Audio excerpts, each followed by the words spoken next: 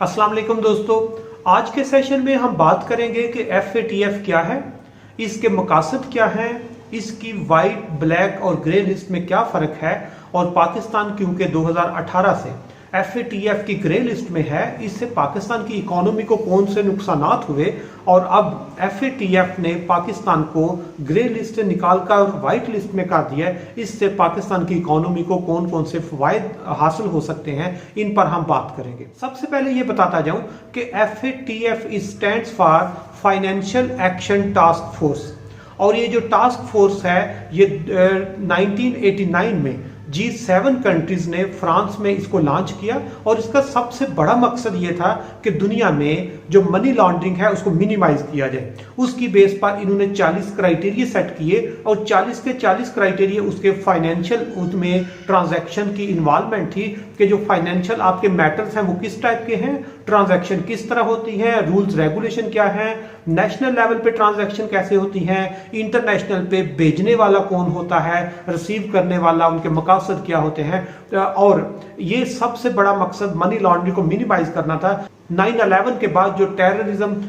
का इजाफा हुआ तो उससे जो FATF है इसका पहला मकसद जो मनी लॉन्ड्रिंग था उसके साथ दूसरा मकसद ऐड कर दिया गया कि टेररिज्म को या टेररिस्ट फाइनेंसिंग को कम से कम रखना है। और उसकी बेस पर FATF पूरी दुनिया की रैंकिंग करती है कि उन 40 क्राइटेरिया में जिन कंट्रीज ने 40 के 40 क्राइटेरिया पूरे कर दिए हैं वो उनको व्हाइट लिस्ट में शामिल करता है, और जो व्हाइट लिस्ट में है वो बड़े साफ एंड शफाफ कंट्रीज होते हैं। इसके बाद वो कंट्रीज आते हैं जिन्होंने इनमें से कुछ क्राइटेरियाज को पूरा नहीं किया होता, मतलब आधे से ज्यादा ऐसे क्राइटेरिया हैं जिन पे इनकी परफॉर्मेंस बहुत अच्छी नहीं होती, उनको वो ग्रे लिस्ट में शामिल करता है। और ग्रे लिस्ट में पाकिस्तान है और पाकिस्तान के साथ हमारे हमसाये में श्रीलंका भी उसकी ग्रे लिस्ट में है, और बाकी अफ्रीकन कंट्रीज हैं जिनमें कांगो है, नाइजर है, नाइजीरिया है, वो उसकी ग्रे लिस्ट में शामिल है। और पाकिस्तान 2018 से 2022 तक उसकी ग्रे लिस्ट में है, जिसकी वजह से हमें बहुत ज्यादा नुकसानात भी फेस करने पड़े,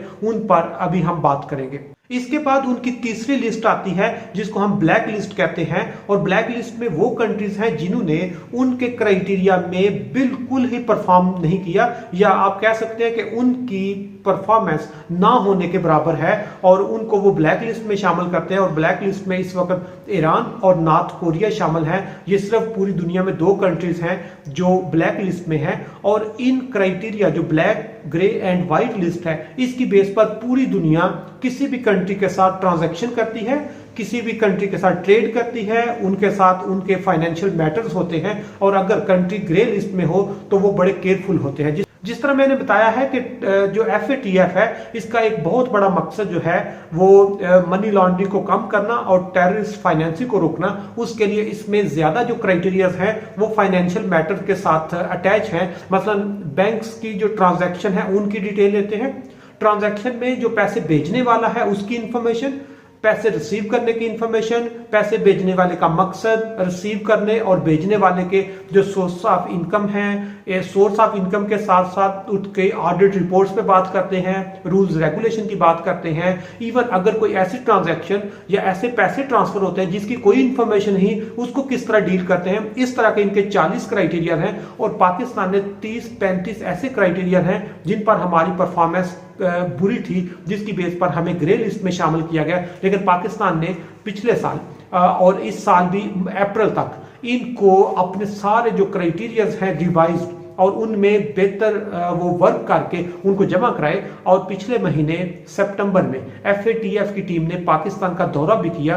और उनका जवाब और उनका रिस्पांस काफी तसल्लीबख्श था, जिसकी बेस पर पाकिस्तान बहुत होपफुल था कि ये हमें FATF की ग्रे लिस्ट से निकालकर व्हाइट लिस्ट में शामिल कर देंगे। और FATF की साल में 3 मीटिंग्स होती हैं। पहली मीटिंग हर साल इनकी फरवरी में होती है, दूसरी जून में होती है और तीसरी अक्टूबर में होती है। और इस अक्टूबर के डिसीजन में पाकिस्तान को ये ग्रे लिस्ट से इन्होंने व्हाइट लिस्ट में शामिल कर दिया है, जिसकी वजह से पाकिस्तान की इकोनॉमी को कौन से फवायद होंगे उनको हम डिस्कस करेंगे। लेकिन उससे पहले ये बता दूं, जिस तरह पाकिस्तान 2018 से 2022 तक FATF की ग्रे लिस्ट में था, जिसकी वजह से पाकिस्तान का सबसे ज्यादा नुकसान कि पाकिस्तान पर इकोनॉमिक जो पाबंदियां हैं वो बहुत ज्यादा थी। इंटरनेशनल कम्युनिटी हमारे साथ एग्रीमेंट ही नहीं थे साइन करते, क्योंकि हमारे फाइनेंशियल मैटर ग्रे लिस्ट की वजह से वो बहुत खराब थे। दूसरे नंबर पर हमारे पास ट्रेड में बहुत ज़्यादा हमारे पे रिस्ट्रिक्शन थी। हम जब इंपोर्ट एक्सपोर्ट करते थे तो स्पेसिफिकली उसमें जब फाइनेंस इन्वॉल्व होता था तो वो बहुत हमारे साथ केयरफुली ट्रीट करते थे। और तीसरे नंबर पर पाकिस्तान क्योंकि एक रेमिटेंस रिसीव करने वाला कंट्री है तो हमें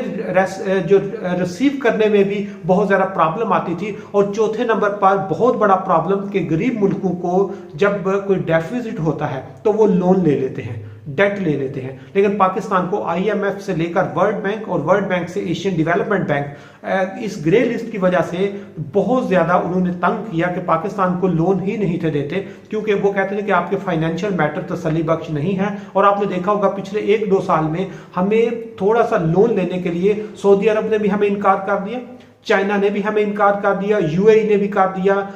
IMF और वर्ल्ड बैंक ने रिस्ट्रिक्शन बहुत सख्त लगा दी। और उसकी सबसे बड़ी वजह यह थी कि हम ग्रे लिस्ट में हैं। और अल्हम्दुलिल्लाह आज जो FATF का डिसीजन आया, पाकिस्तान ग्रे लिस्ट से निकलकर व्हाइट लिस्ट में आ गया है, जिससे एकदम से पाकिस्तान का ट्रेड बढ़ जाएगा, क्योंकि पूरी दुनिया इजीली पाकिस्तान के साथ ट्रेड करेगी, क्योंकि उनको एक गारंटी मिल गई है कि पाकिस्तान के फाइनेंशियल मैटर अब बहुत बेहतर हो गए। दूसरे नंबर पर हमारे जो रेमिटेंस भेजने वाले लोग हैं उनके लिए खुशहाल खबर है कि अब यकीनन इससे जो फाइनेंशियल ट्रांजैक्शन है इजीली कोई भी बंदा किसी भी कंट्री से पाकिस्तान में पैसे भेज भी सकता है और इसको रिसीव भी कर सकता है। और तीसरे नंबर पर जब हमारा जो व्हाइट लिस्ट में आने से जो इकोनॉमिक जो ओनरशिप है या इकोनॉमिक हमारी जो कोऑर्डिनेशन है वो बेहतर होगी। अब कोई भी दुनिया का कंट्री पाकिस्तान के साथ economic relation, economic terms and condition या एग्रीमेंट जो है वो साइन करके तसल्ली के साथ हमारे साथ ट्रेड कर सकता है, हमारी लेबर के साथ एग्रीमेंट कर सकता है, हमारी फर्म्स के साथ काम कर सकता है, हमारे फाइनेंशियल मैटर काफी हद तक जिससे रिलायबल होंगे। और आखिर में जिस तरह बताया है कि गरीब मुल्क जब भी डेफिसिट होता है तो ये किसी कंट्री से लोन ले लेते हैं, लेकिन ग्रे या ब्लैक लिस्ट में होने की वजह से कोई भी कंट्री हमें लोन देने में रिलक्टेंट होता है, क्योंकि हमारे फाइनेंशियल मैटर रिलायबल नहीं है। और अब व्हाइट लिस्ट में आने से पाकिस्तान को अब किसी भी कंट्री से लोन लेना पड़े तो अब वो जो सऊदी अरब हमें लोन नहीं था देता, अब खुशी से हमें लोन देगा। चाइना हमारे से रिलक्टेंट था, वो भी हमें लोन लेने के लिए तैयार होगा। इसी तरह IMF, वर्ल्ड बैंक या एशियन डेवलपमेंट बैंक अगर पाकिस्तान को कहीं भी कोई फाइनेंशियल क्राइसिस आता है या इस तरह का डेफिसिट आता है तो वो इजीली पाकिस्तान को लोन देकर एक सपोर्ट प्रोवाइड कर देंगे। इसलिए आने वाले दिनों में इस ग्रे लिस्ट से निकलने की वजह से पाकिस्तान की इकोनॉमी में रोजगार भी यकीनन बेहतर होगा, हमारा ट्रेड बढ़ेगा, हमारे इकोनॉमिक रिलेशनशिप दुनिया के साथ बेहतर होंगे, हमें जो फॉरेन से रेमिटेंस आता था उसकी अमाउंट भी काफी हद तक बेहतर होने के साथ साथ हमारी रेप्यूट भी बेहतर होगी, क्योंकि पाकिस्तान उन जो आप कह सकते हैं कि डिफॉल्ट होने के करीब जो कंट्रीज हैं उनकी लिस्ट से निकलकर व्हाइट लिस्ट में आएगा। और जो ही व्हाइट लिस्ट में होगा तो पूरी दुनिया हमें सपोर्ट करने के लिए भी तैयार हो जाएगी।